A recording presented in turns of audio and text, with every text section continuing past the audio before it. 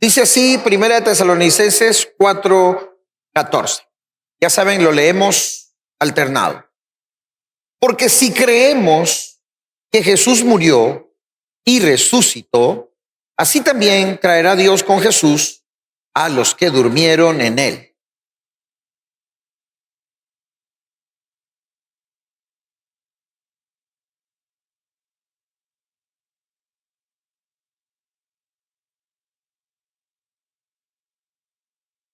Porque el Señor mismo, con voz de mando, con voz de arcángel y con trompeta de Dios, descenderá del cielo y los muertos en Cristo resucitarán primero.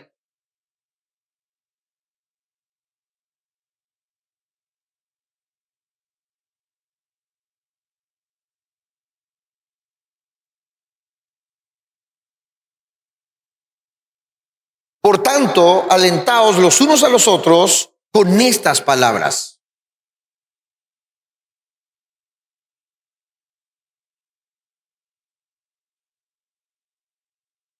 Porque vosotros sabéis perfectamente que el día del Señor vendrá así como ladrón en la noche.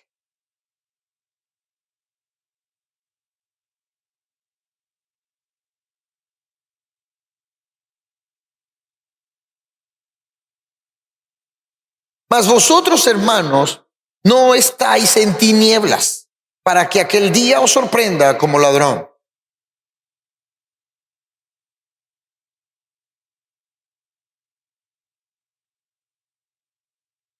Todos, por tanto, no durmamos como los demás, sino velemos y seamos sobrios. Amén. Hoy vamos a estudiar, conjunto a esto, Zacarías, si nos da tiempo, Apocalipsis, por lo menos 3 versículos del capítulo 1. O vamos a Apocalipsis 1, luego vamos a Zacarías para que entendamos un poquito mejor. Dice la Biblia en el verso 14, porque si creemos que Jesús murió y resucitó, así también traerá Dios con Jesús a los que durmieron en él. Nosotros estamos claros de eso. Estamos claros de que Jesús murió y resucitó. Amén. ¿Estamos claros de eso?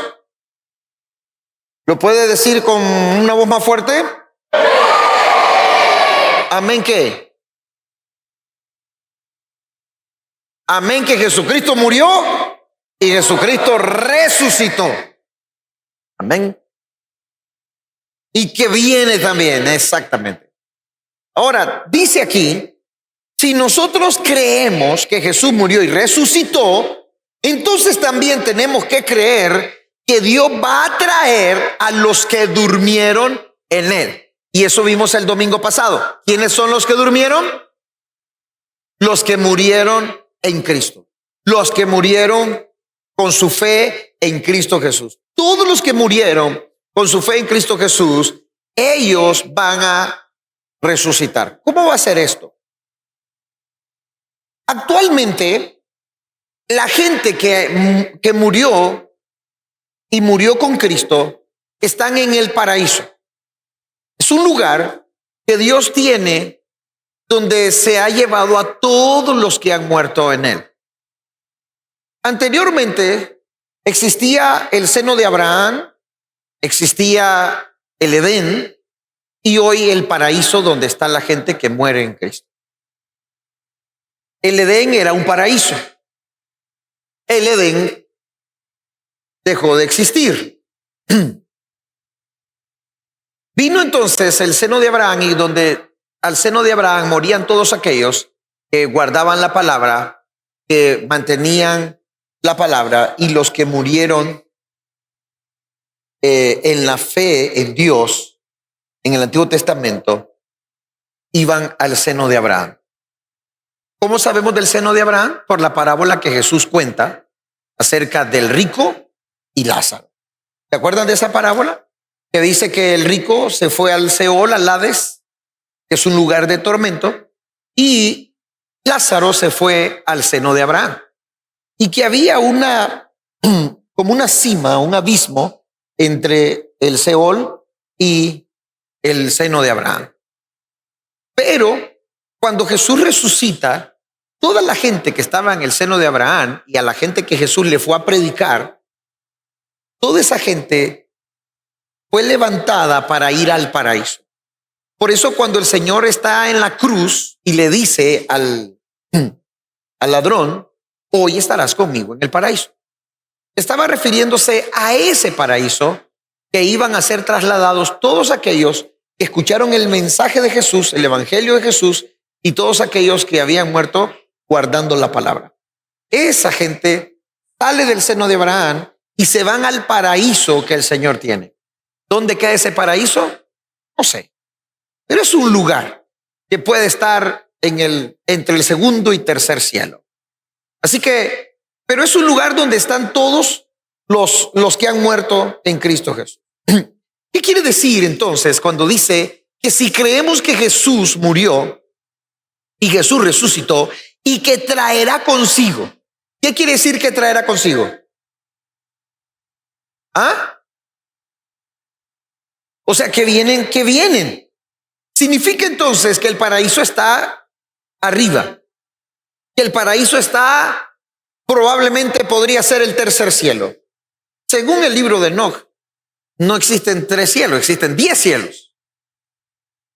Y no nos vamos a meter a todo eso, pero si eso fuera verdad, y de verdad, si es así, significa que el trono de Dios está en el 10º cielo. Entonces significa que en el tercer cielo podría estar el paraíso. Podría ser. Pero el paraíso es un lugar muy hermoso donde está la gente que muere en Cristo Jesús. Todos aquellos que murieron con su fe en que Cristo murió y resucitó están en ese paraíso. Todos. Entonces, ¿qué quiere decir que el Señor los va a traer? Que cuando se dé el tiempo de la resurrección y del arrebatamiento, entonces la gente que murió en Cristo van a descender a tomar sus cuerpos para convertirlo en los cuerpos de la resurrección. Significa que esta gente que está en el paraíso no tienen un cuerpo físico, no tienen un cuerpo de resurrección, no tienen un cuerpo glorificado, están solamente en el espíritu. Por eso ellos van a descender para tomar sus cuerpos de resurrección. Por eso es que el Señor los trae con ellos para poder tomar el cuerpo de la resurrección. ¿Qué va a pasar con nosotros? Nosotros, si estamos vivos, dice, seremos transformados. O sea, este cuerpo que hoy muere, este cuerpo que hoy es un cuerpo corruptible, porque es un cuerpo que se corrompe, será transformado por un cuerpo glorificado. Se le llama el cuerpo de la resurrección. ¿Cómo es este cuerpo de la resurrección? Es el mismo cuerpo que recibió Jesucristo cuando resucitó. El cuerpo que Jesús recibió cuando resucita y va hacia el cielo es el cuerpo de la resurrección. Es un cuerpo glorificado. Por eso Jesús, después que sube al lugar santísimo y cuando Él desciende, usted lee la Biblia y dice que Jesús todavía estuvo 40 días entre sus discípulos después de haber resucitado. Y en el libro de Juan cuenta que Jesús, sus discípulos estaban pescando y Jesús estaba a la orilla haciéndoles pescado asado. Y que Jesús comió con ellos pescado asado. Entonces significa que en el cuerpo glorificado se va a comer.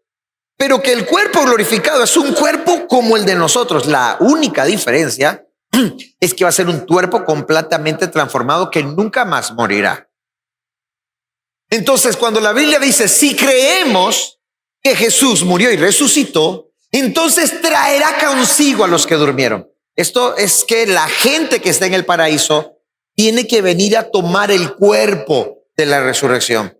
Porque si no tienen el cuerpo, es como que estén completamente desnudos, solo está el espíritu. Necesitan el cuerpo de la resurrección.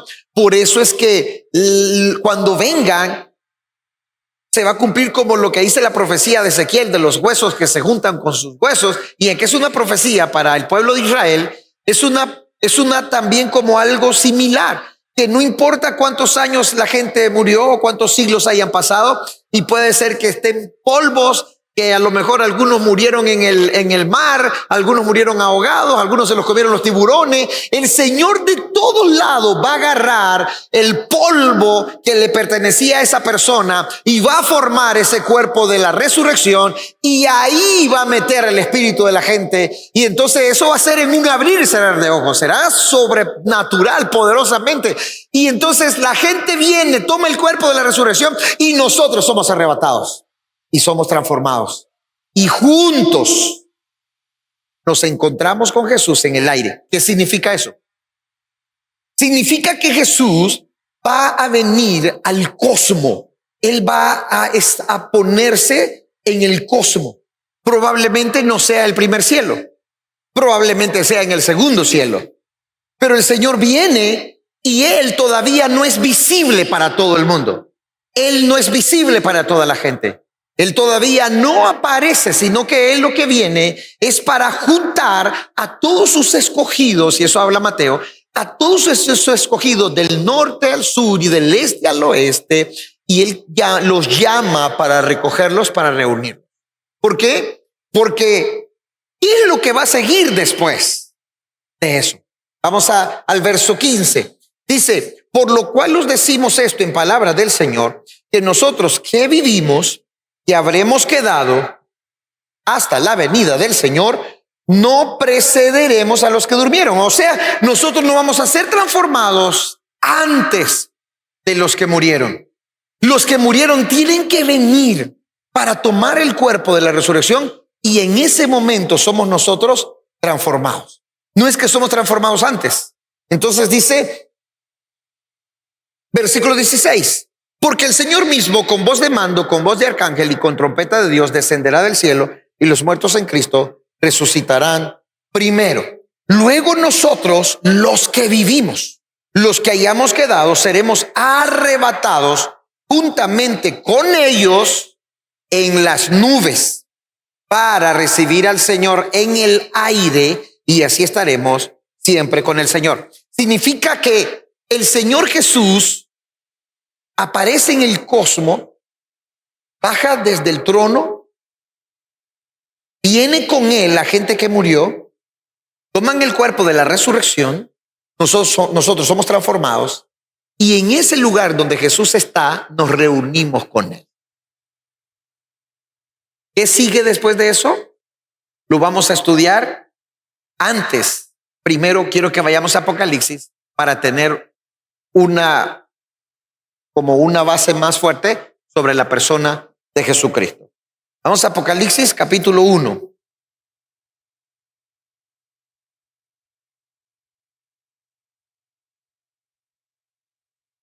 Apocalipsis capítulo 1, versículo 1 al 3. ¿Lo tienen?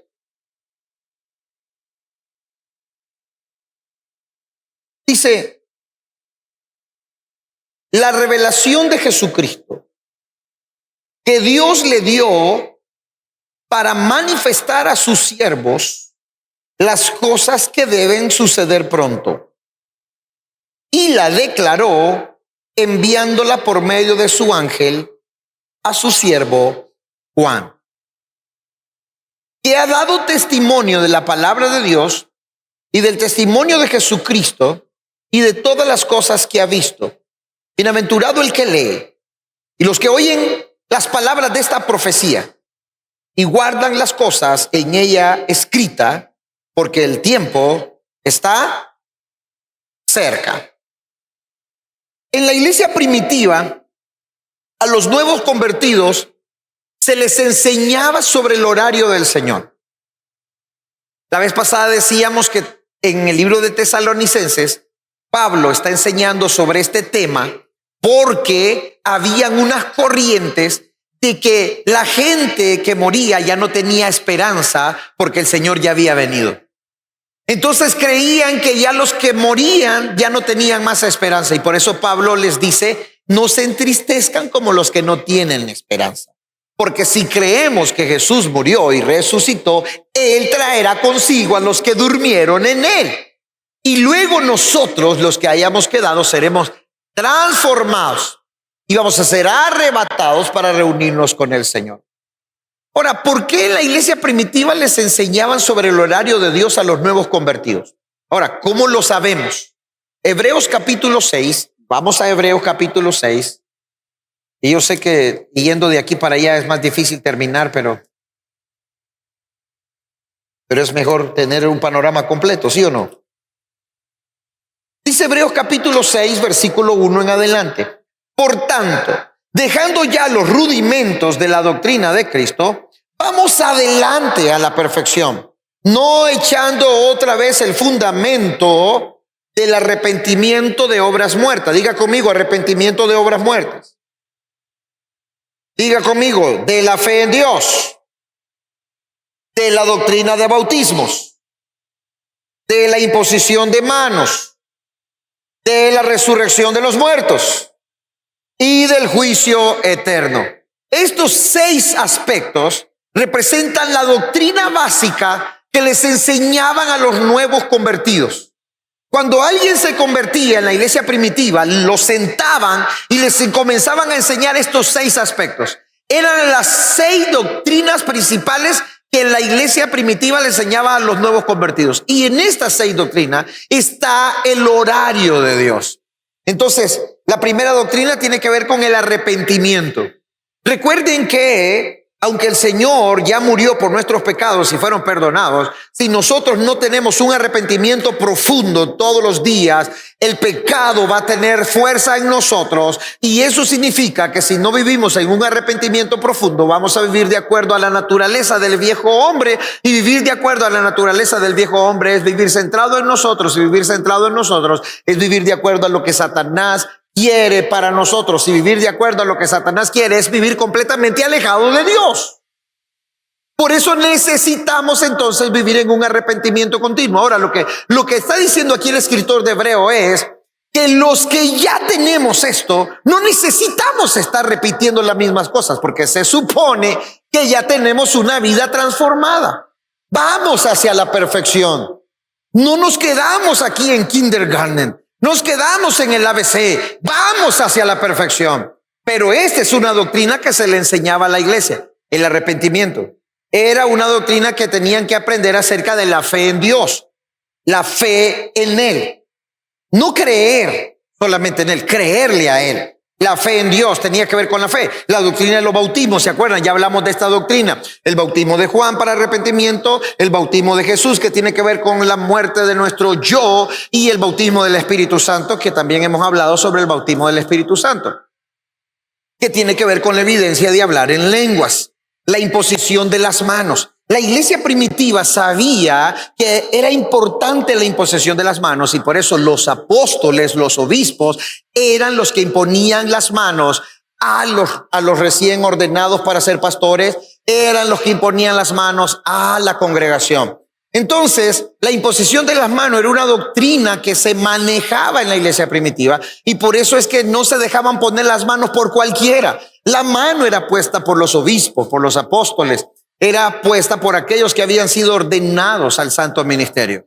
Entonces, la imposición de las manos era otra doctrina. ¿Por qué? Porque la gente aprendía a recibir bendición por medio de la imposición de manos. Usted lee en la Biblia que Abraham bendice a sus hijos, que Isaac bendice a sus hijos, que Jacob bendice a sus hijos, que José bendice a sus hijos, y todo tiene que ver con la imposición de mano. La imposición de mano y la declaración de la palabra era como darle una escritura con un abogado diciéndole: esta es tu herencia, esta es tu bendición. No necesitaban a un abogado, no necesitaban una escritura, era suficiente la imposición de mano y la palabra declarada por la autoridad que en ese entonces era el papá.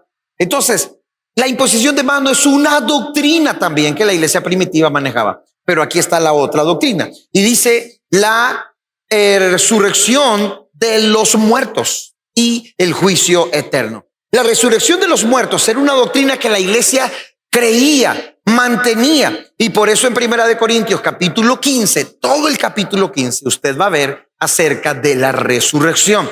Habla sobre la resurrección.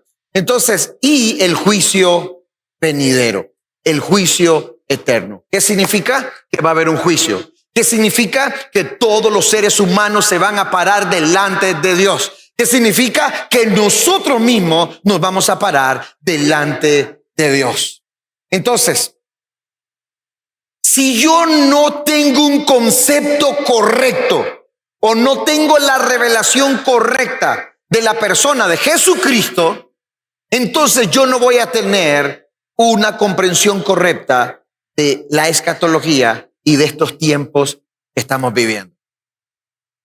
Por eso es que nos fuimos a Apocalipsis. Por favor, vaya a Apocalipsis.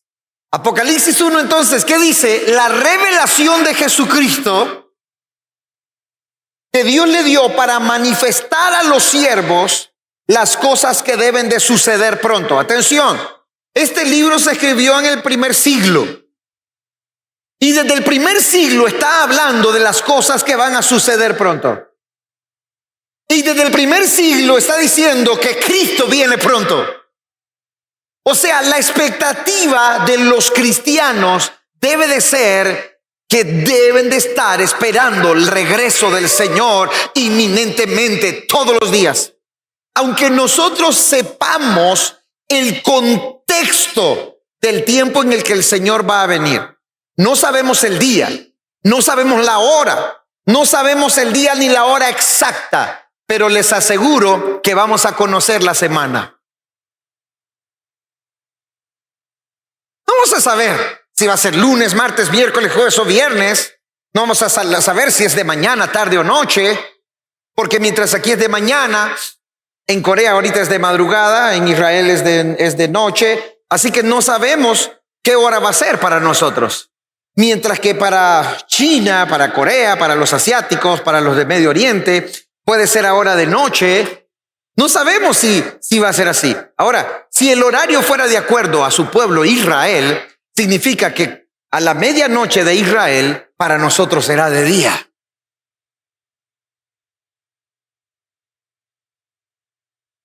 Si el Señor se va a ir por su reloj, que tiene que ver con su pueblo, y dice, y siempre usted menciona que a la medianoche, que cuando el ladrón viene, que cuando el novio llega a la medianoche. Si la medianoche es de Israel, Israel ahorita, ¿qué hora es? 7:28 de la noche en Israel. Entonces, ahorita aquí son son las 10:30 aquí. Son 9 horas de diferencia. Sumémosle 5 horas aquí. Serían las 3 de la tarde, ¿no? Entonces, si fuera la medianoche que viniera el Señor, aquí serían las 3 de la tarde. Así que no sabemos ni el día ni la hora. Pero algo sí vamos a saber. La semana.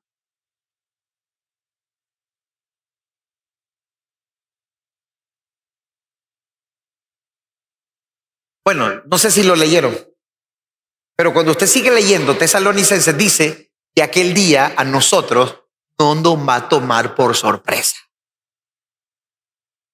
Que para muchos el Señor vendrá como ladrón en la noche, pero a nosotros no nos tomará por sorpresa. O sea que en la semana que sepamos que Él viene, estamos listos. No sé el día, no sé la hora, pero estoy preparado, Señor. Escuchen, por eso es determinante lo que aprendamos ahora de la palabra. Porque a mí esto me tiene de verdad emocionado. Yo estoy expectante. ¡Qué rico esto de verdad! No tengo miedo. Ya estoy esperando que aparezca ese tipo que va a aparecer ahí. Para declarar y decir, ese es el anticristo. No lo escuchen. Para poder denunciarlo. Y si todavía tenemos acceso a YouTube y a las redes, vamos a decirlo. No importa si nos cortan lo que sea, vamos a proclamarlo.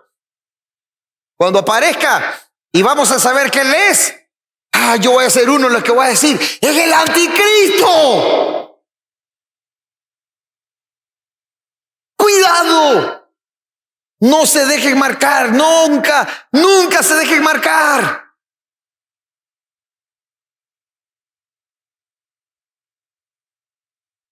Cuando ese día llegue, ustedes van a estar así, ustedes van a estar filudos con la palabra. Mientras otros que no saben qué hacer, ustedes van a saber qué hacer. Ustedes van a estar... Dice la revelación de Jesucristo que Dios le dio para manifestar a sus siervos las cosas que deben de suceder pronto, y las declaró enviándolas por medio de su ángel, de su siervo Juan. Versículo 2.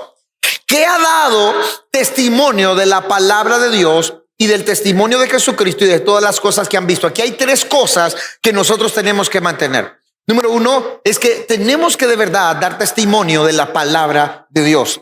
Número dos, tenemos que dar testimonio de la persona de Cristo. Y número tres, tenemos que dar testimonio de las cosas que hemos visto. Cuando yo tengo la revelación de Jesucristo, significa que yo puedo caminar en la plenitud de Jesús. Yo puedo vivir en la plenitud de Cristo. Yo puedo estar en la plenitud de Cristo. Y si estoy en la plenitud de Cristo es porque estoy en la plenitud de la palabra. Entonces yo no puedo callarme. Yo tengo que dar testimonio veraz, testimonio correcto de la palabra de Dios. ¿Qué dice el versículo 2? ¿Qué dice el versículo 2? Y ha dado testimonio de la palabra.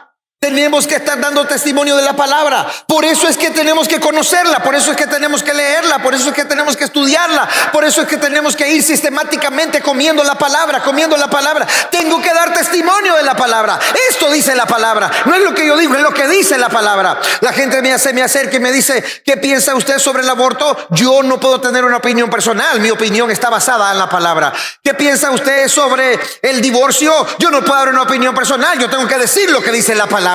Yo tengo que enseñar lo que dice la palabra. No es lo que creo, no es lo que pienso. Yo tengo que dar un testimonio veraz de lo que dice la palabra de Dios. Nosotros tenemos que volvernos de verdad veraz a dar testimonio de la palabra de Dios. La Biblia dice que sea Dios veraz y todo hombre mentiroso. ¿Y dónde está la veracidad de Dios? La veracidad de Dios está en su palabra. El cielo y la tierra pasarán, pero sus palabras no pasarán. Marchítase la hierba y sécase la flor, mas la palabra de nuestro Dios permanece para siempre. La palabra de Dios es veraz. La palabra de Dios es verdad. Tengo que dar testimonio de esta palabra. Por eso vivo por esta palabra, como esta palabra, y estoy listo para morir por esta palabra. Esa tiene que ser mi convicción. Yo estoy dispuesto a dar mi vida por esta palabra. Por eso es que mi compromiso con Dios no es negociable. Mis convicciones no son negociables. Mis convicciones son firmes en la palabra. No puedo hacer ninguna otra cosa que no esté basada en la palabra. Por eso yo tengo que estar lleno de la palabra. Tengo que estar lleno de la plenitud de la verdad de esta palabra. Todo lo que no es la verdad de la palabra tengo que removerlo de mi mente, de mi corazón, de mi espíritu. Porque yo tengo que estar dando testimonio completo de la palabra, de la veracidad de la palabra. Y cuando uno lee la Biblia de verdad y uno corre a Génesis y corre a incluso los salmos y corre a los profetas y corre a los reyes y corre a las crónicas y uno va incluso a Eclesiastés, uno se da cuenta cómo la verdad de Dios está integrada en los 66 libros de la Biblia. No es que la verdad está por allá y otra verdad está por allá. No, la verdad está en toda la corriente de la Biblia. Y cuando usted puede leerla todita, con ese entendimiento, usted se da cuenta de que Dios es veraz con su palabra. Que a Dios no se le escapa nada. Que a Dios no se le escapa absolutamente nada.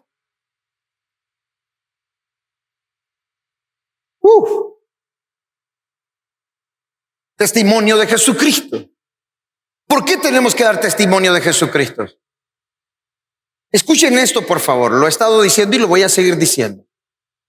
¿Por qué es que Dios, dice Hechos capítulo 20, que Dios con el precio de su sangre compró a la iglesia?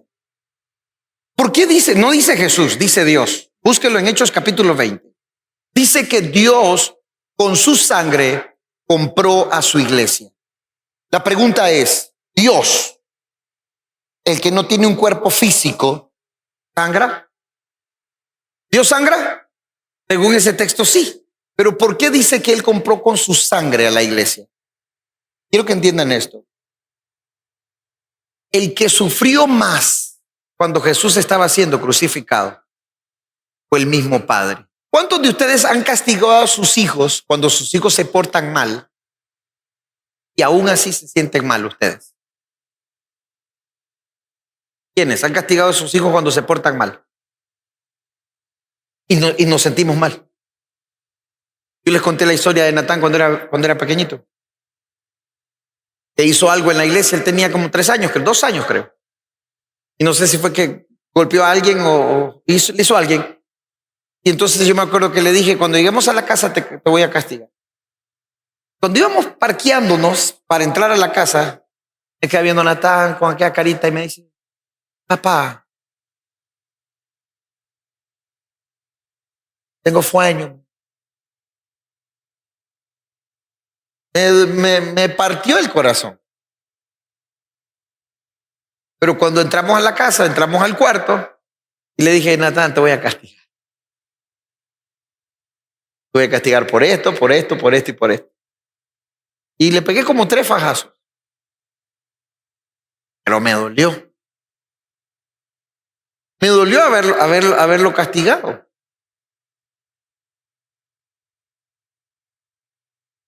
Ahora quiero que entiendan esto. Él se portó mal. Pero aún así me dolió castigarlo. Ahora piensen en el Padre. Todo el castigo, la ira, el enojo que el Padre tenía hacia el pecado. Miren, Dios odia el pecado. No es que no le gusta el pecado, lo odia. Dios odia el divorcio. No a los divorciados. Odia el divorcio. Eso dice Malaquías. Dios odia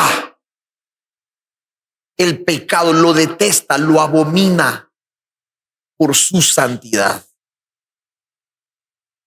Dios no puede permanecer cerca del pecado. Ningún milímetro. Dios no puede permanecer cerca del pecado. Entonces Dios castigó el pecado en Génesis, cuando la maldad había subido tanto al cielo, que ¿qué hizo Dios? Mandó un diluvio y arrasó con toda esa gente que estaba llena de pecado.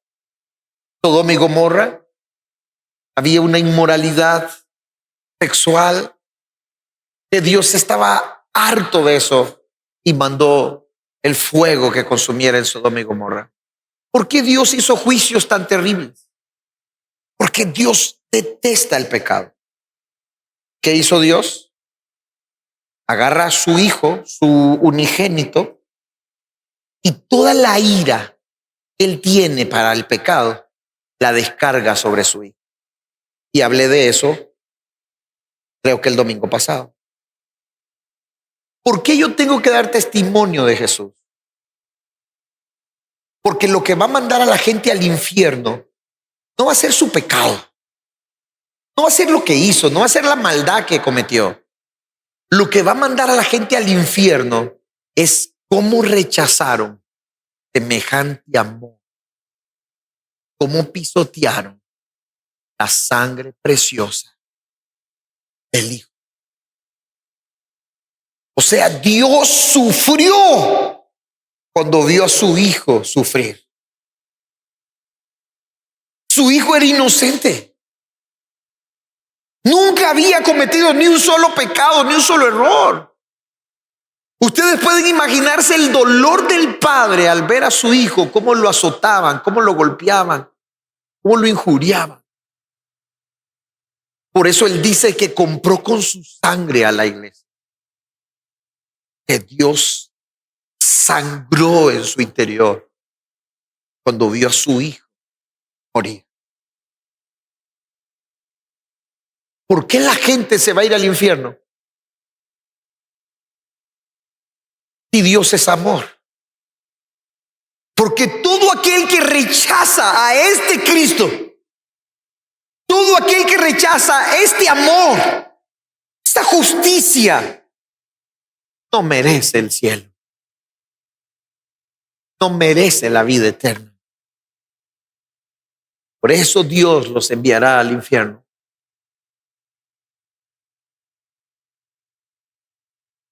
Por eso dice el texto que debemos de dar testimonio de la palabra, pero también tenemos que dar testimonio ¿de quién? De Jesucristo. Y cada vez que usted escuche la palabra Jesucristo, recuerde que habla del Jesús hombre y de Cristo el Mesías, el hombre ungido. Entonces, cuando yo doy testimonio de que Jesús es hombre y que en su humanidad caminó como el ungido de Dios y que en su humanidad Él dio su vida por mí, yo tengo que dar testimonio. Por eso yo no me puedo avergonzar de Él. Por eso dice la Biblia, el Señor Jesús dijo: todo aquel que se avergüence de mí en esta tierra, yo me voy a avergonzar delante de mi Padre y de los ángeles de ellos. Pero todos aquellos que me confiesen delante de los hombres, yo le confesaré delante de mi Padre que está en los cielos.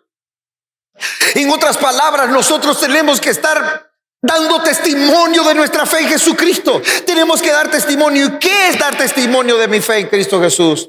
Yo creo que Él murió. Yo creo que Él resucitó. Yo creo que Él pronto viene. ¿Y qué sucede? Yo doy testimonio del Evangelio de Dios, porque el Evangelio de Dios es el Evangelio de Cristo, y el Evangelio de Cristo es el Evangelio que me ha cambiado a mí, que me ha transformado a mí. Por eso ahora es mi Evangelio.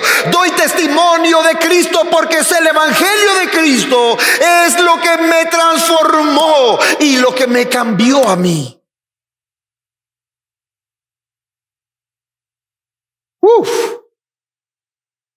¿Alguien entiende por qué hay que dar testimonio de Cristo? Ahora, ¿les estoy predicando otro evangelio? ¿Acaso no es el mismo evangelio?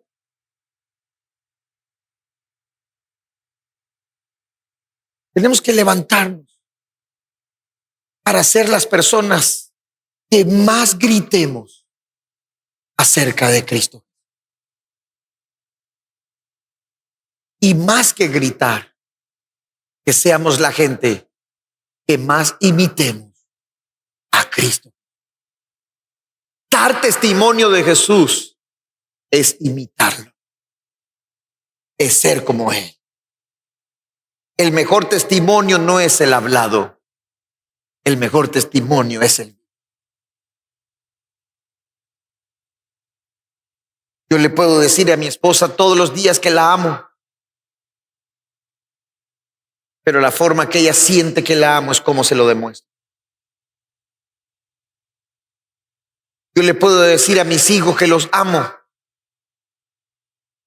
pero mis hijos van a sentir mi amor solamente cuando se lo demuestro.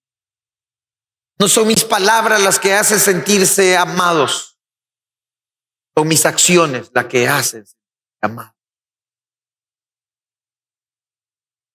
Yo puedo hasta grabar unas palabras para mi esposa y mis hijos: te amo, te amo, te amo. Y se van mis hijos a la universidad con la voz de su papá: te amo, Joshua, te amo, Chuina, te amo, Sammy, te amo.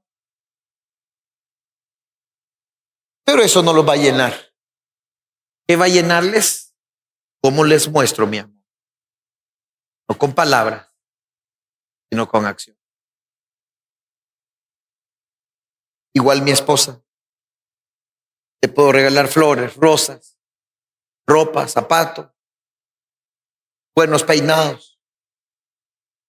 Aunque ella no es vanidosa, no, dura se pone.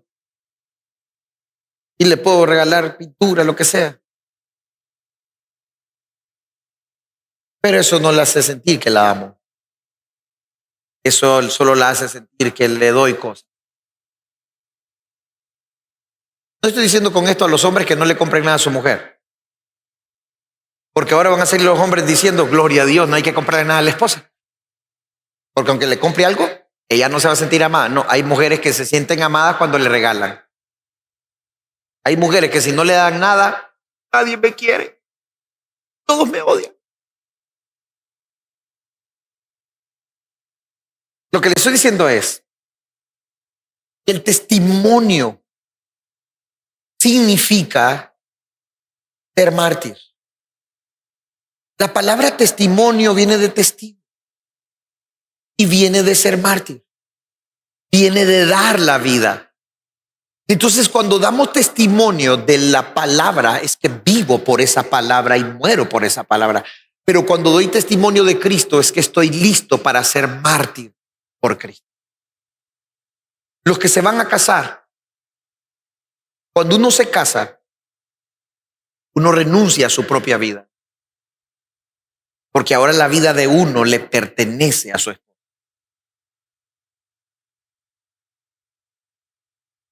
Y la vida de la esposa le pertenece al esposo. Ay, me voy a casar, qué lindo. Se me acabaron las noches de soledad. Ay, ya no voy a dormir con la almohada. Ni con el peluche. ¿Cómo le llaman a esos peluches? Al oso panda.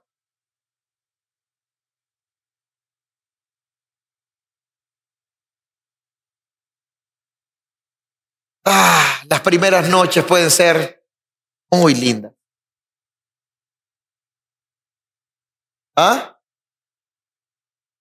Después, pura pedorrera, dice Daniel. La voz de la experiencia.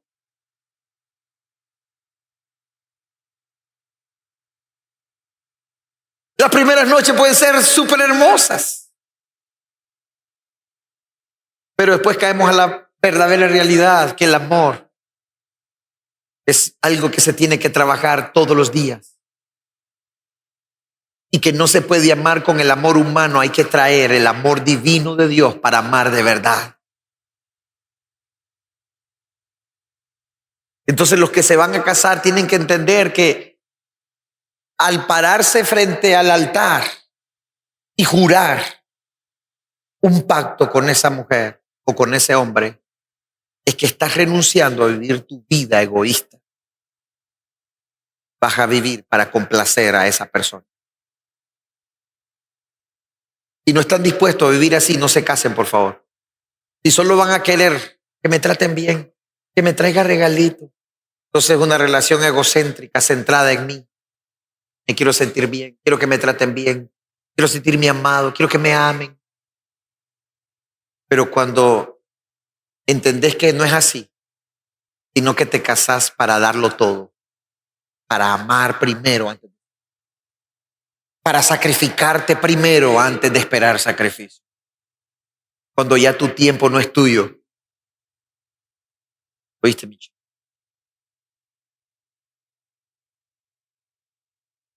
Ya no es que voy a hacer yo, voy a salir, voy a hacer lo que quiera, donde voy a ir, me voy, nada. Te llamaba. Por eso los chavalos tienen que ser muy vivos.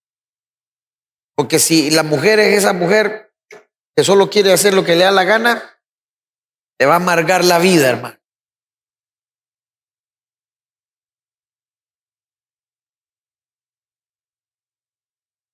Hay mujeres que mejor deberían estar solas. Sienten mejores solas.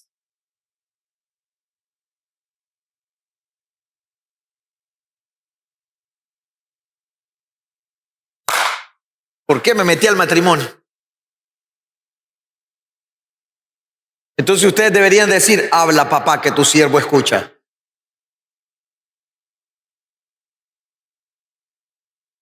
Lo que pasa es que estoy aprovechando y que digan conmigo testimonio. ¿Qué es testimonio? Ser mártir. Entonces yo tengo que dar testimonio ¿de quién? Yo tengo que estar dispuesto a morir por Cristo. Y por último, hablando del capítulo 1, del versículo 1, dice dar testimonio de las cosas que hemos ¿Qué significa esto? Todo lo que yo estoy recibiendo de la palabra, de la persona de Cristo, lo que yo estoy viviendo, lo que yo estoy experimentando, tengo que dar testimonio. ¿Cómo yo voy a negar mi fe en Jesús si Dios ha sido tan bueno conmigo? ¿Cómo yo voy a negar al Señor cuando Dios solo ha mostrado su amor para conmigo? Solo me ha mostrado su bondad. Solo me ha mostrado su fidelidad, su benignidad. Tengo que dar testimonio de las cosas que he visto. Juan no podía callar de lo que había recibido de parte del Señor. Por eso cuando lo metieron a la porra ardiendo de agua caliente, él no negó su fe en Cristo. ¿Por qué? Porque él no podía callar las cosas que había visto. Ahora, cuando usted lee el libro de Juan, dice en el libro de Juan que Juan escribió, dice, si él ha escrito todas las cosas que Jesús hizo, no alcanzarían, dice, en todos los libros del mundo. O sea, era tanto lo que Juan vio que él daba testimonio de lo que había visto.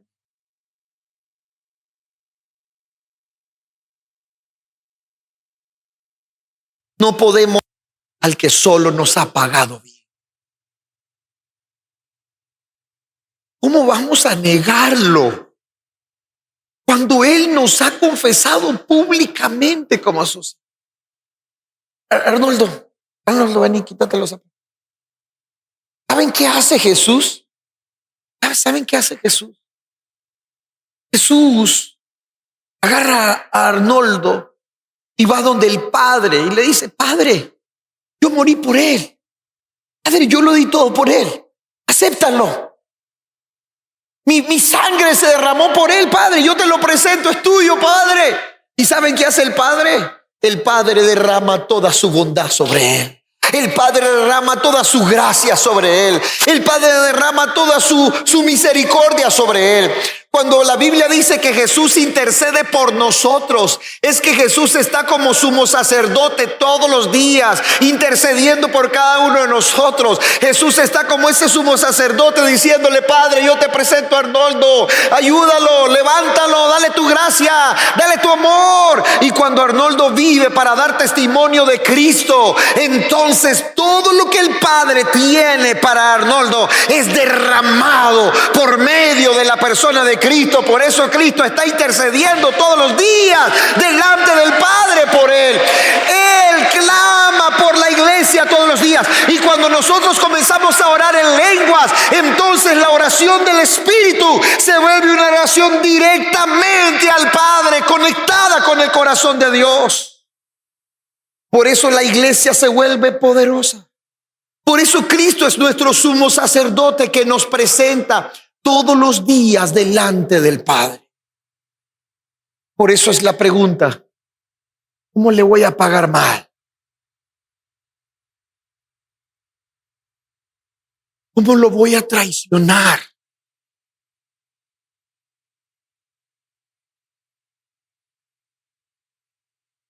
Por eso tengo que dar testimonio de su palabra, de la persona de Cristo y de las cosas que he visto.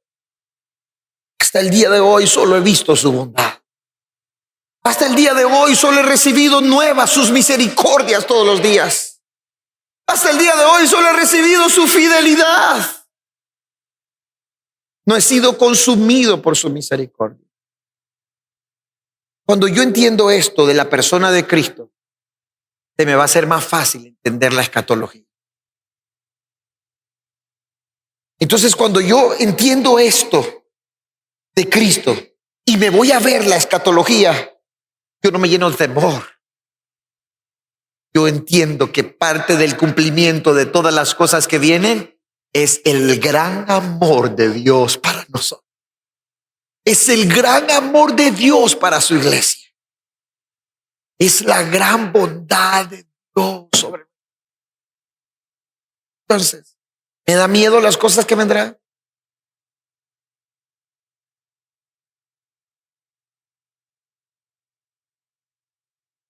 Versículo 3.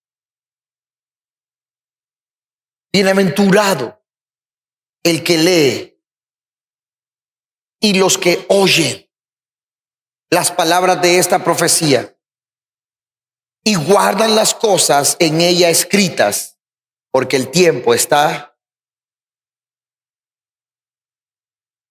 Es tener la revelación de Cristo, es dar testimonio de la palabra de Cristo y de lo que he visto, pero también es que tengo que leer, oír y guardar.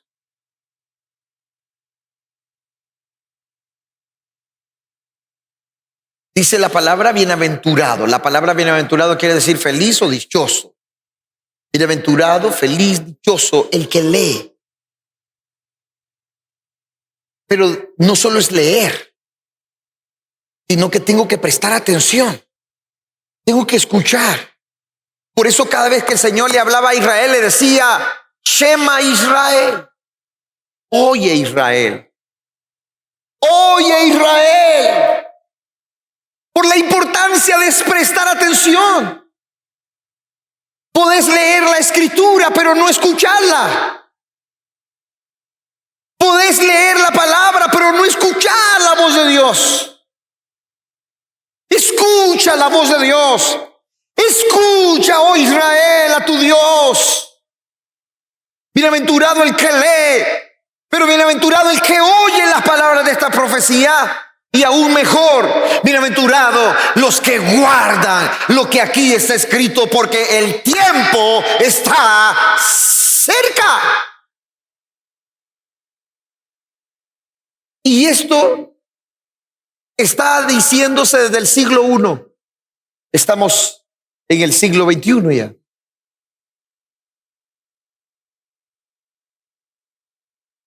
¿Acaso no está más cerca? Si cuando se escribió dijo, está cerca, ¿acaso no está más cerca ahora? Por favor, no se pierda el próximo capítulo.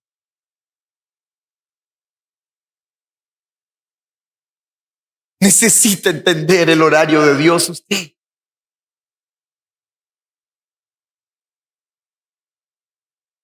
Liliana se parece cada vez más a usted, hermano. Y le iba a decir, hermana Emiliana.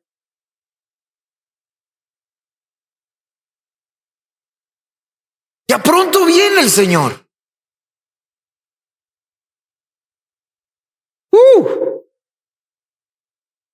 Una de las cosas que tienen los remanentes es que están despiertos, porque saben que su Redentor regresa.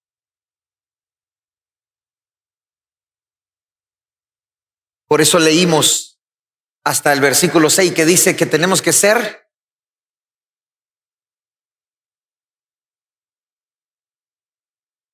regresemos a Tesalonicenses.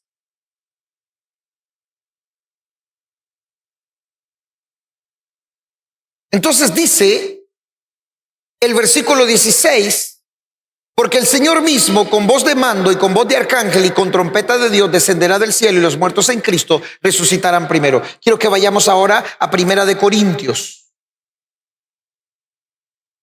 ¿Alguien quiere saber el horario de Dios, sí o sí? ¿Sí o sí?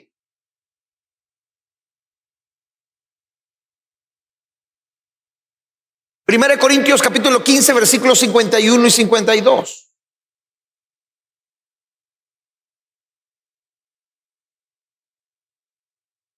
¿Listos? He aquí os digo un misterio. No todos dormiremos, no todos moriremos, pero todos seremos transformados. En un momento, en un abrir y cerrar de ojos, ¿a qué? A la final trompeta, porque se tocará la trompeta y los muertos y nosotros seremos. ¿De qué está hablando esto? De lo mismo de Tesalonicenses. Porque dice que los muertos resucitarán y nosotros seremos transformados. Ahora, quiero que vayan conmigo a Apocalipsis. Capítulo 10. Vayan a leer Apocalipsis del capítulo 1 al capítulo 10, o leanlo todo si pueden. Pero el capítulo 10, el versículo 7, dice, Apocalipsis 10:7, ¿lo tienen? Sino que en los días de la voz del séptimo ángel, cuando él comience a tocar la trompeta, pregunto, ¿qué número de trompeta es esta? ¿Qué número de trompeta? Y si es la 7, ¿cuál trompeta es? La última, la final trompeta. Acuérdense que dice a la final trompeta. Tesalonicenses dice, habla de la trompeta. Corintios dice a la final trompeta. ¿Y qué dice aquí en Apocalipsis? Sino que en los días de la voz del séptimo ángel, cuando él comience a tocar la trompeta, el misterio de Dios se consumará como él lo anunció. ¿A quiénes? A sus siervos, los profetas. Ahora, deberíamos tal vez leer todo el capítulo 11 y luego leer el capítulo 12, pero leamos el versículo 15 del capítulo 11 para no leerlo todo. Versículo 15, capítulo 11, dice, el séptimo ángel tocó la trompeta y hubo grandes voces en el cielo que decían, los reinos del mundo han venido a ser de nuestro Señor y de su Cristo, y él reinará por los siglos de los siglos. Y los 24 ancianos que estaban sentados delante de Dios en sus tronos se postraron sobre sus rostros y adoraron a Dios, diciendo, te damos gracias, Señor Dios Todopoderoso, el que eras y que eres, el que eres y que eras y que has de venir, porque has tomado tu gran poder y has reinado. Y se airaron las naciones, y tu ira ha venido, y el tiempo de juzgar a los muertos y dar el galardón a tus siervos, los profetas, a los santos y a los que temen tu nombre, a los pequeños y a los grandes, y de destruir a los que destruyen la tierra. Y el templo de Dios fue abierto en el cielo, y el arca de su pacto se veía en el templo, y hubo relámpagos, voces, truenos y un terremoto y grande granizo. ¿Qué es lo que está mencionando aquí el libro de Apocalipsis? Escuchen, por favor. Recuerden esta palabra, integración. Si yo solo agarro Tesalonicenses, pero no me voy a Corintios y no me voy a Apocalipsis, y no me va a dar chance para que veamos Zacarías, pero si, vamos a verlo Zacarías, pero si no agarro la integración de estas cosas, entonces solo le doy un solo concepto al texto. Y ese texto, si no agarro la integración de las otras cosas, estoy fuera de contexto. Entonces, ¿qué dice qué dice la iglesia pentecostal o las iglesias cristianas evangélicas? ¿Qué es lo que predicábamos antes? Que la venida del Señor iba a darse de dos formas. Primero el arrebatamiento y luego la segunda venida visible de Cristo. Ahora, arrebatamiento va a haber, claro que va a haber. El punto es que muchos decían que el arrebatamiento iba a ser previo a la tribulación. Porque la iglesia no va a pasar la tribulación, es lo que se enseña. Pero cuando usted lee integralmente estos pasajes, Tesalonicenses, Corintios y Apocalipsis, se da cuenta que primero comienza a abrirse los 7 sellos y que los 7 sellos son juicios de Dios. Los 7 sellos tienen que ver con juicios de Dios. ¿A quién Dios le trae juicio? Y por eso es importante leer Apocalipsis desde el capítulo 1 en adelante. Porque cuando usted comienza a leer que se abren los sellos, comienzan los sellos, y cada juicio que Dios está trayendo a la tierra no es un juicio para su iglesia, es un juicio para los moradores de la tierra que Dios va a juzgar. Es más, Dios va a juzgar a las naciones. Y parte del juicio de Dios a las naciones son esos juicios, que son 21 juicios divididos en 7. El primero de 7 son 7 sellos. El segundo de 7 son 7 trompetas. Y el tercero de 7 son 7 copas de la ira de Dios. ¿Qué significa entonces? Si la Biblia habla de que a la final trompeta, si la Biblia dice que con trompeta de Dios los muertos en Cristo resucitarán primero y los que hayamos quedado seremos transformados, Corintio dice que a la final trompeta los muertos resucitarán y los demás seremos transformados. Entonces Apocalipsis dice que cuando el séptimo ángel toque la séptima trompeta, se consumará el misterio de Dios. Y cuando seguimos leyendo en el versículo 15 del capítulo 11, está hablando de nosotros, los santos. Está hablando de nosotros. ¿Y qué dice? Que viene el tiempo en que Dios va a recompensar. Y aquí es donde vamos a entrar a lo que sigue. Entonces, el arrebatamiento de la iglesia no va a ser antes. Va a ser cuando se toque la última trompeta. Cuando se tocó la última trompeta, ¿qué dijeron? Dijeron, el reino de Dios ha venido porque Él ha venido para reinar. O sea, ¿a qué se refiere? ¿Quiénes van a decir eso? ¿Quiénes van a hablar eso? ¿Acaso no somos nosotros los santos? ¿Acaso no son los profetas que murieron y nos precedieron? Entonces, significa que el arrebatamiento de la iglesia va a ser una vez que pasen los 7 sellos y una vez que pasen las 7 trompetas. Ahora, cuando usted estudia esto basado en las 7 fiestas de Levítico 23, ¿cuáles son las 7 fiestas?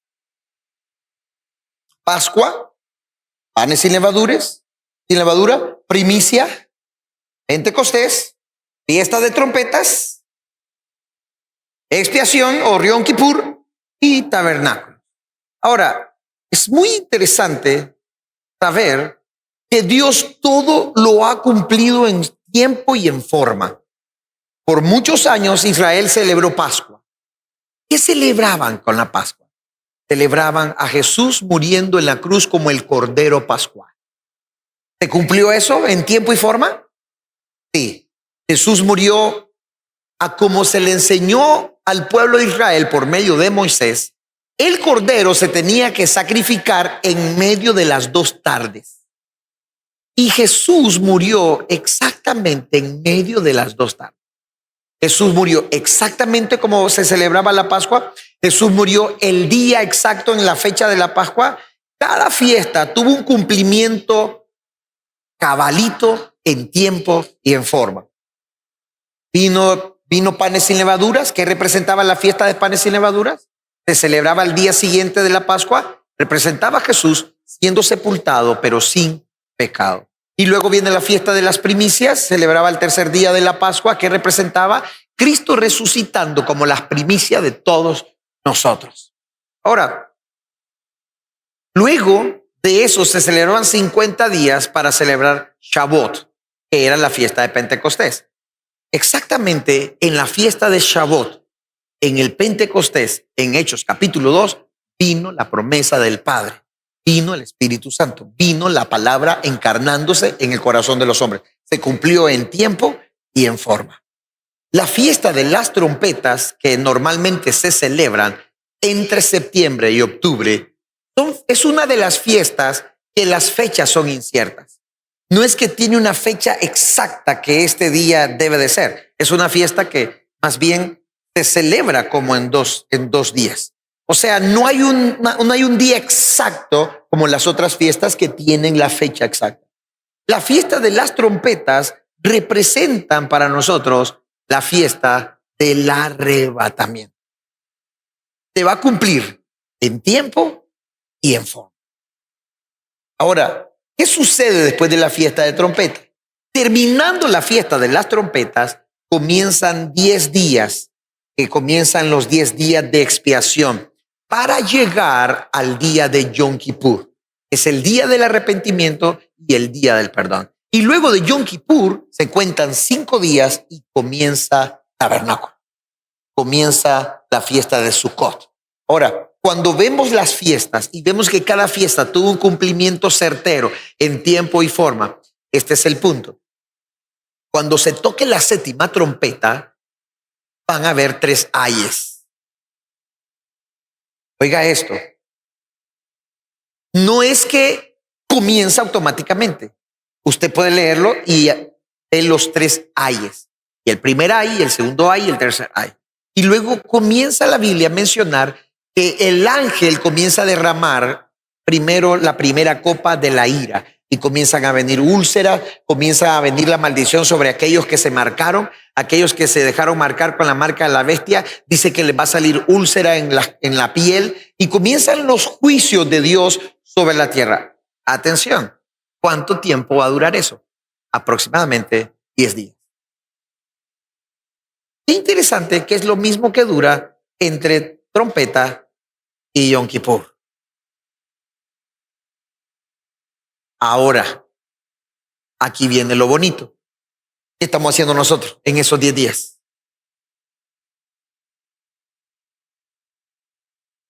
Díganme los buenos. Vamos a Corintios.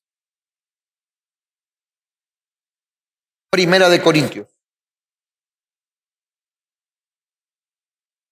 Ahí es donde tengo que entrar con Zacarías.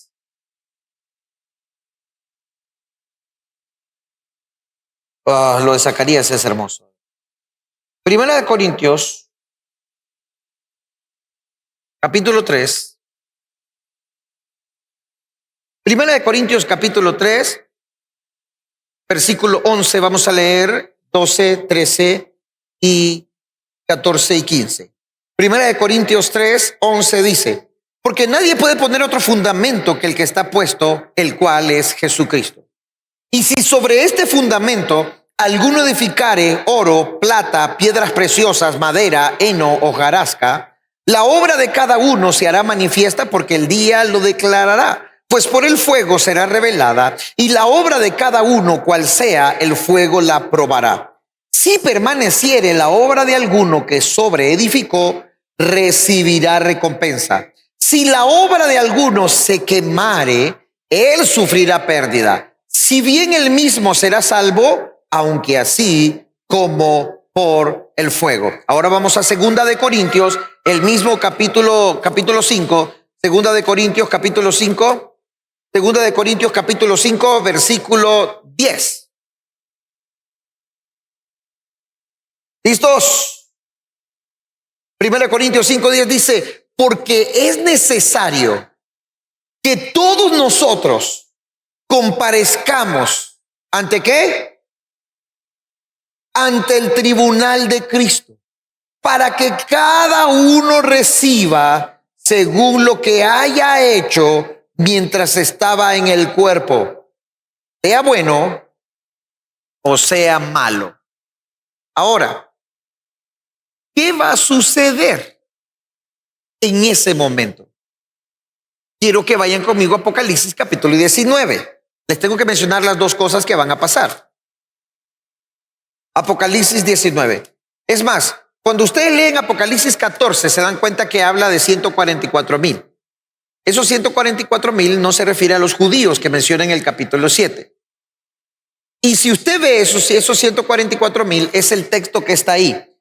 Dice que son los que siguen al Cordero, y no pusimos la otra parte, donde quiera que va.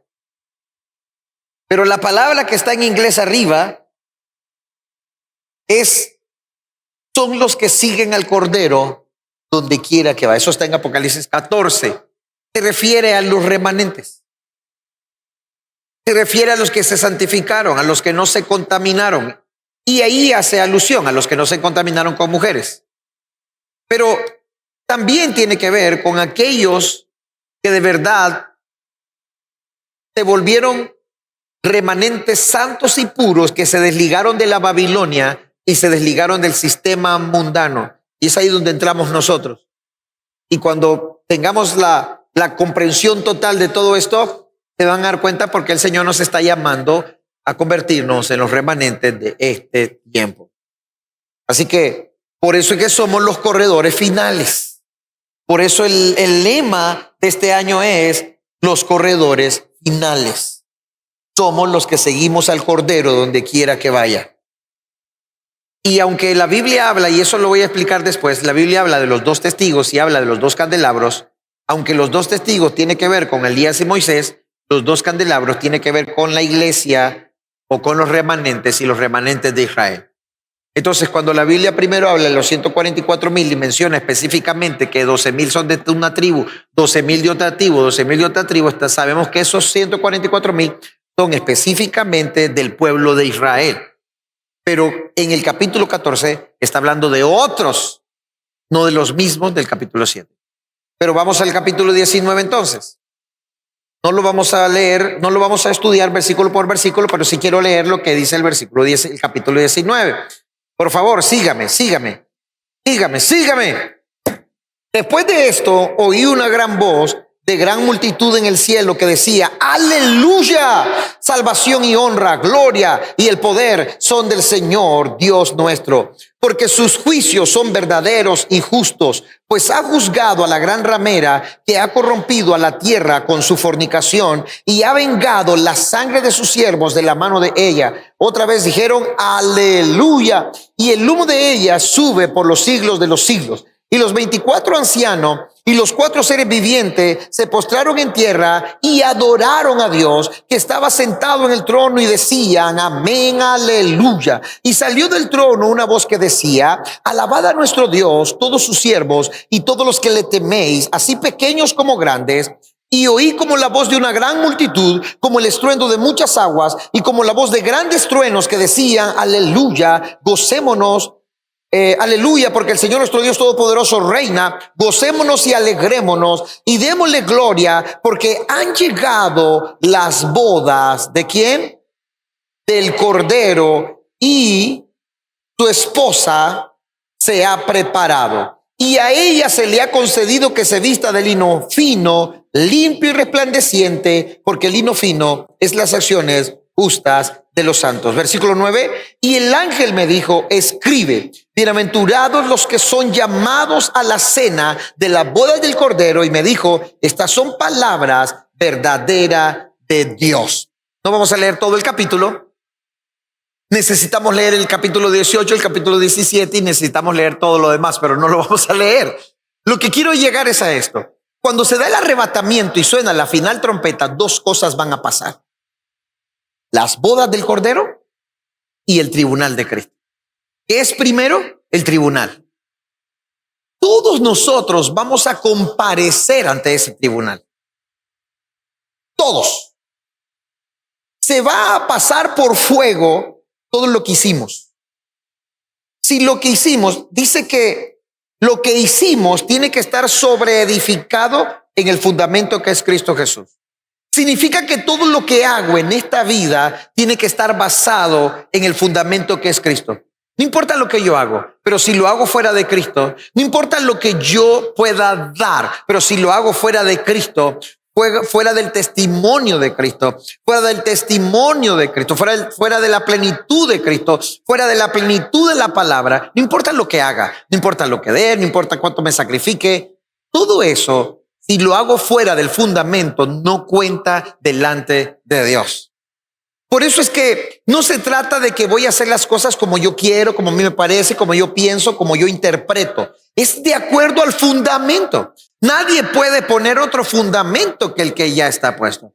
Porque hay mucha gente que se va a llevar una gran sorpresa el día que se pare delante del Señor. Porque hay gente que se va a llevar la gran sorpresa y va a decir: Señor, pero hice esto. Señor, pero hice tal cosa. Señor, pero yo di esto. Señor, pero yo di tal cosa. ¿Y por qué se van a llevar la gran sorpresa? Porque todo lo que hicieron y todo lo que dieron, lo hicieron fuera del fundamento. Después del arrebatamiento, lo que sucede automáticamente es el tribunal. Nos vamos a parar delante de Dios. ¿Por qué es muy importante de verdad recibir la palabra? ¿Por qué es importante recibir esta verdad de Dios? Porque esta verdad es el fundamento de Cristo. Si yo vivo en la plenitud de la palabra, yo vivo en la plenitud de Cristo. Yo no puedo vivir en la plenitud de Cristo fuera de la palabra. Yo no puedo vivir en la palabra fuera de Cristo. Quiero que entiendan esto, porque nos vamos a parar delante del Señor. Y toda la cuenta que vamos a rendir delante de Dios, lo primero que se va a medir es el fundamento. Todo lo que hiciste, ¿lo hiciste en la plenitud de Cristo? ¿Lo hiciste en la plenitud de la palabra? ¿Lo hiciste en la plenitud del Espíritu? Todo tiene que ser basado en el fundamento. Nadie puede sobreedificar en otro fundamento que no sea Cristo. Yo no sé si usted entiende cuando yo le estoy diciendo, oremos por la plenitud de la palabra, oremos por la plenitud de Cristo, oremos por la plenitud del Espíritu Santo. Y ustedes me oyen y van a decir que repito mucho esto y repito mucho esto, pero cuando usted entiende la integración de toda la palabra, usted tiene que entenderlo. Yo no puedo vivir fuera de la plenitud de la palabra, porque no puedo vivir fuera de la plenitud de Cristo Jesús. Entonces, yo pude haber pasado toda mi vida sacrificándome, dándole a Dios, haciendo esto para Dios, sirviendo de esta forma, sirviendo de otra manera, y al final terminar en nada. Sí. Al final puedo terminar en nada. Por eso entonces dice la Biblia que cuando el fuego pruebe nuestras obras, significa que algunas obras que sean heno, hojarasca o madera será quemada por el fuego. ¿Qué significa si lo que hicimos fue quemado por el fuego? ¿Qué significa si lo que hicimos no estuvo fundamentado en la plenitud de Cristo y en la plenitud de la palabra? ¿Qué significa? Significa entonces que cuando pase por el fuego la prueba de nuestro trabajo y se queme por no tener fundamento, y se queme por no estar en la plenitud de la verdad, y se queme por no estar en la plenitud de Cristo, entonces nosotros vamos a perderlo absolutamente todo. No importa lo que hicimos, ni siquiera no importa lo que tengamos aquí. Vamos a perderlo absolutamente todo por la eternidad. Yo no sé si ustedes de verdad entienden cuando la Biblia dice no hagan tesoro en esta tierra, sino hagan tesoros en el cielo.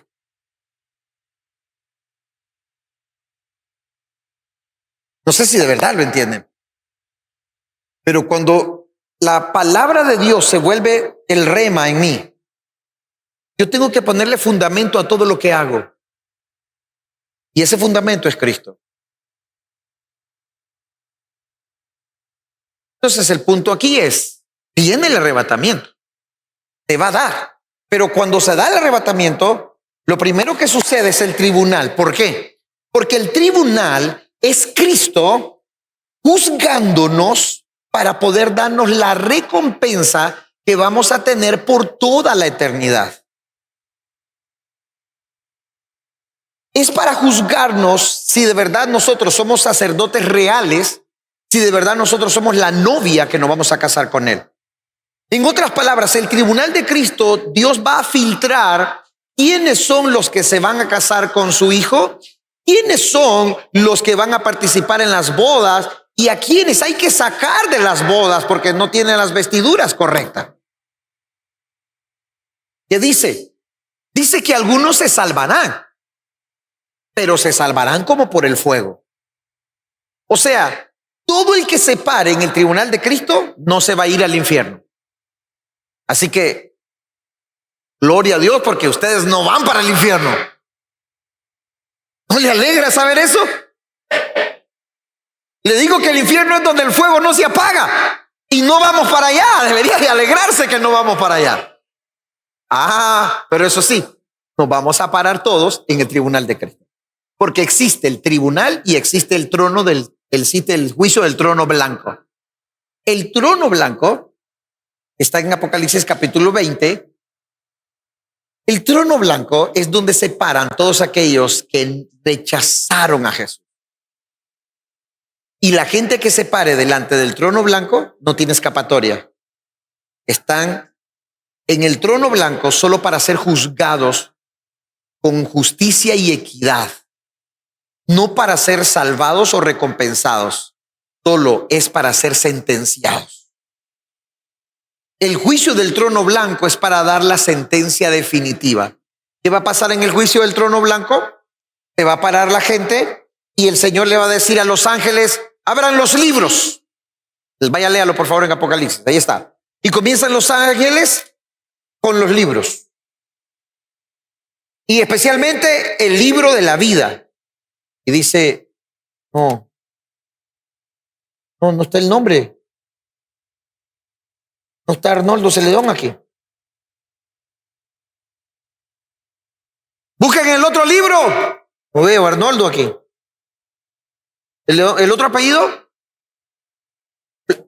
Celedón Blandón, Celedón Blandón, Celedón Blandón. No lo veo aquí.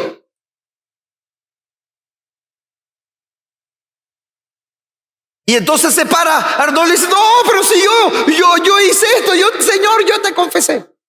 Entonces el Señor dice, ok, quiero ser justo.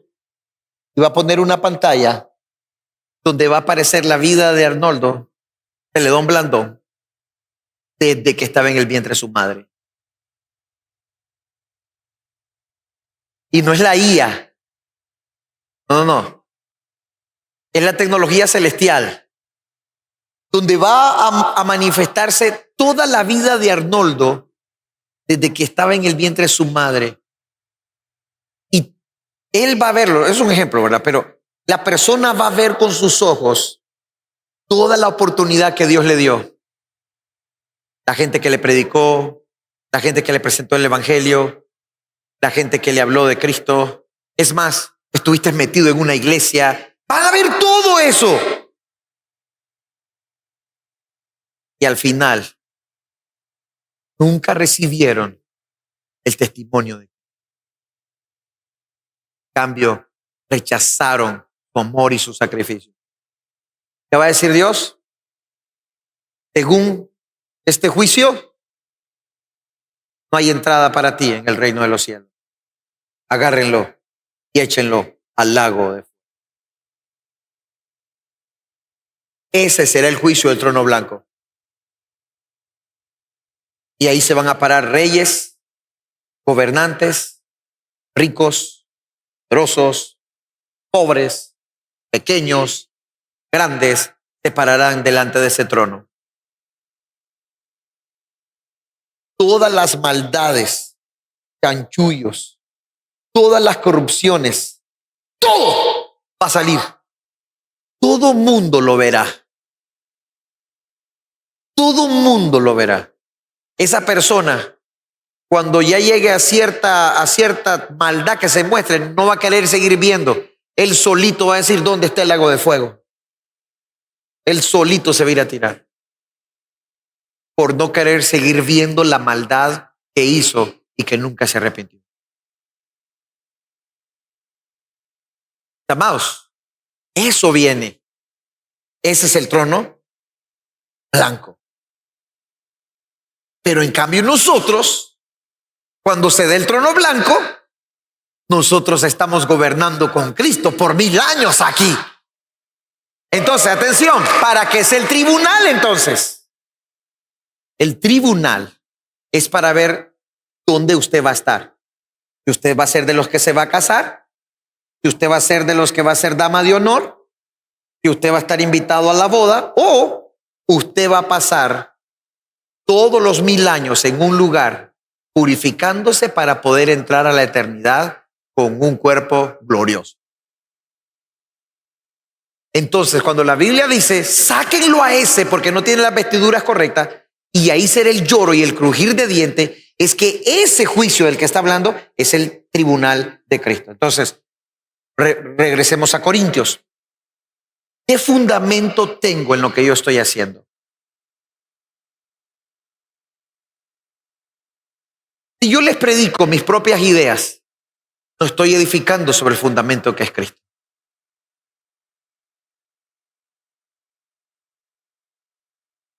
O sea, ustedes tienen que comenzar a reflexionar con su tiempo, con su vida, lo que hacen, lo que dan, lo que invierten, tiempo, los recursos. ¿De verdad todo lo que están haciendo está basado en el fundamento que es Cristo? ¿De verdad cuando pasen por el fuego va a prevalecer su obra, su trabajo, o se va a quemar?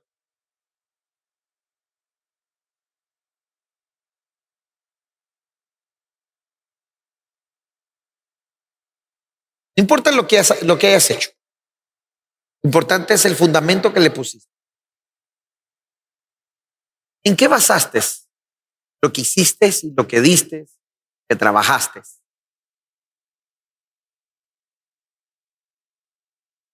Y todo lo que hacemos, lo hacemos basado desde la herida de nuestro corazón y estamos contaminados y contaminamos a los demás, no importa lo que hayamos hecho, no cuenta. Si todo lo que hicimos lo hicimos desde la perspectiva de la desobediencia y de la rebeldía, no cuenta. Si todo lo que hicimos fue para calmar nuestra conciencia, no cuenta. Si todo lo que hicimos no lo hicimos basado en las escrituras, no cuenta. Si todo lo que hicimos es porque creímos nosotros esto, pero no por una obediencia radical a la palabra, no cuenta. Y oigan lo que les estoy diciendo ahora, porque cuando ese día llegue, lo más probable es que yo voy a estar parado y ustedes van a estar de frente al Señor. Yo voy a ser testigo de lo que les prediqué y ustedes van a ser testigos de lo que me escucharon decir. Si lo que yo les estoy diciendo no está de acuerdo a la palabra, el avergonzado seré yo delante de Él. Pero si ustedes escucharon la palabra de verdad que les prediqué, no la obedecieron, los avergonzados serán ustedes delante de Él y delante de mí.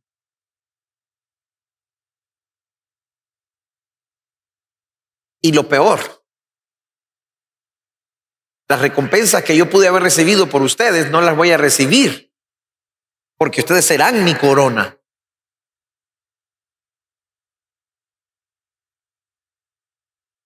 Y lo peor todavía es que no vamos a tener recompensas por la eternidad. Entonces, la pregunta es, ¿acaso no es mejor enfocarse en lo eterno que en lo pasajero? Y aquí entra, y con esto voy terminando, para que oremos. Aquí entra el llamado a los remanentes. Tal vez el próximo domingo les hablo un poco de Zacarías, porque les quería hablar del capítulo 5 y capítulo 6 de Zacarías. Porque tiene que ver con la recompensa, tiene que ver con esto. Les iba a explicar lo que significa Tobías, Edaías, lo que significa Sofonías, que habla en el capítulo 5 y 6 de Zacarías, que tiene que ver con el tribunal de Cristo y que tiene que ver con la recompensa. Ahora, ¿pero por qué esto? Tenemos que de verdad reflexionar en esto. Sí o sí, estas cosas vendrán. Sí o sí, esto va a suceder. La iglesia primitiva conocía esta doctrina.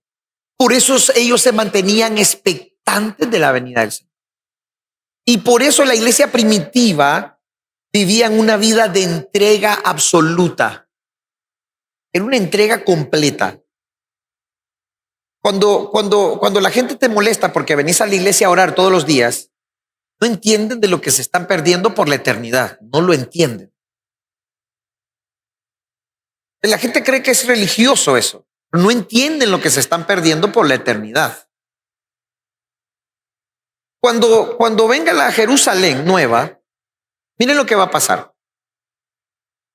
Jesús viene, se para en el monte de los Olivos. En Jerusalén, o en Israel, en Jerusalén, está el monte de Jerusalén, donde está el templo. Hay un valle y aquí está el monte de los Olivos. Está el monte de Jerusalén y el monte de los Olivos. Cuando Jesús venga, Él se va a parar en el monte de los Olivos.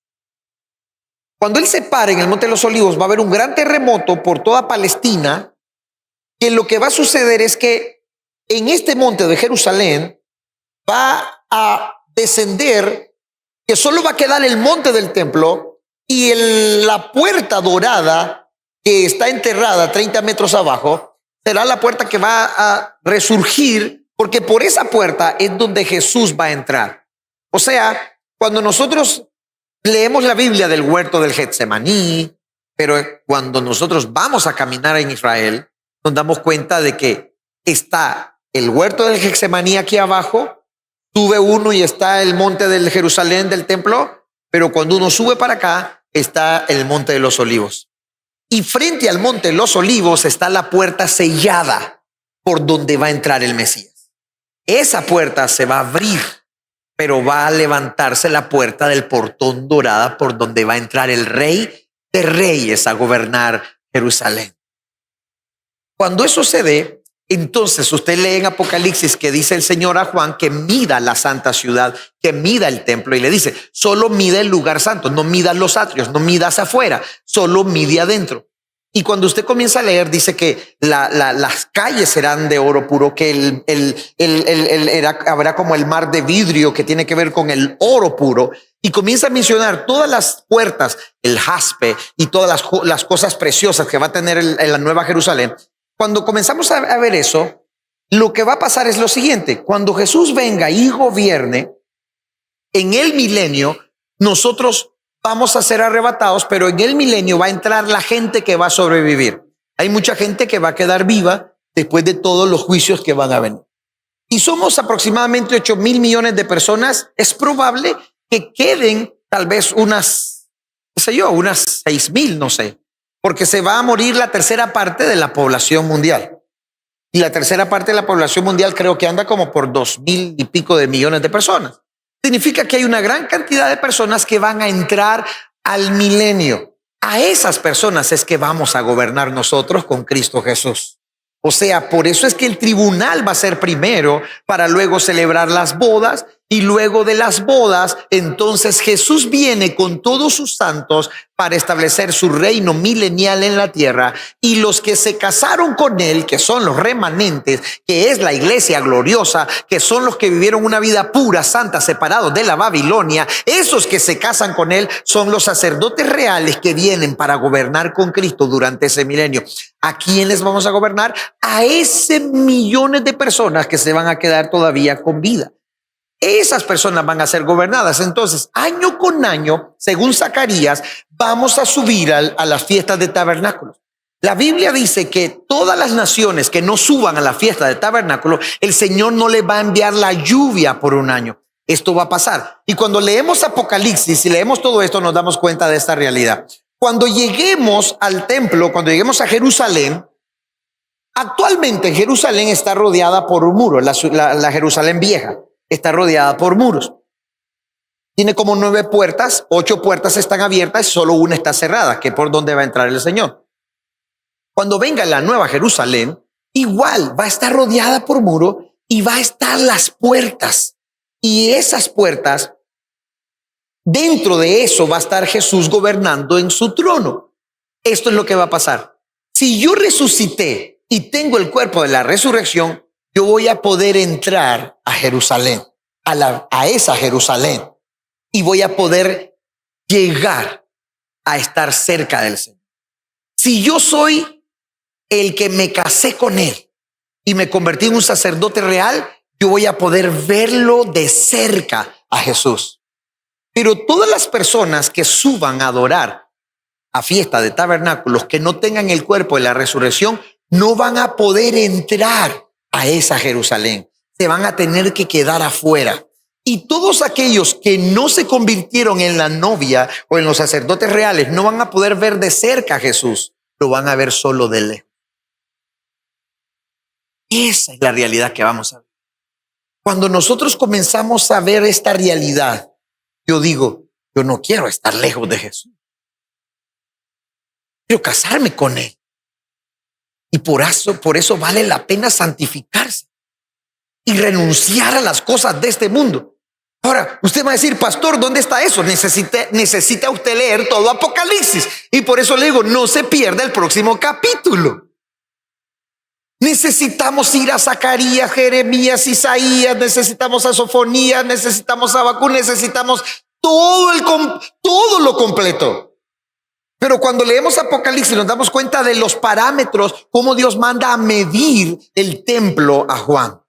¿Por qué? Porque no iba a entrar cosa inmunda a ese lugar. Todo el que no tenga el cuerpo de la resurrección no va a entrar a la Nueva Jerusalén. Se quedará afuera. Irá a Israel a celebrar tabernáculo, pero no entrará a la Jerusalén. Esa Jerusalén vieja que entramos por las puertas va a ser la Nueva Jerusalén, pero va a estar rodeada con las puertas y todo lo que Dios trae para la Nueva Jerusalén. Entonces, la gente que suba a adorar y no con el cuerpo de la resurrección, se van a quedar afuera. No van a entrar. Y los que no se casaron con Cristo, no lo verán de cerca, solo lo mirarán de lejos. Ahora, ¿queremos ver a Jesús de lejos por 1000 años y por la eternidad?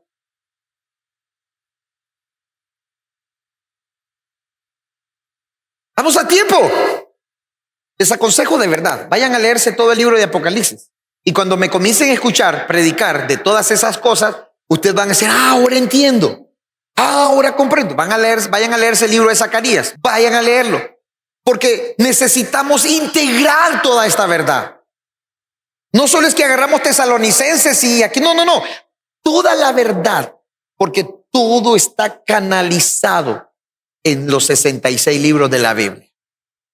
Y necesitamos reflexionar. ¿Qué fundamento tenemos en lo que hacemos? ¿De verdad nos estamos dejando guiar por el Espíritu Santo en todo lo que hacemos? ¿Estamos preguntando al Señor?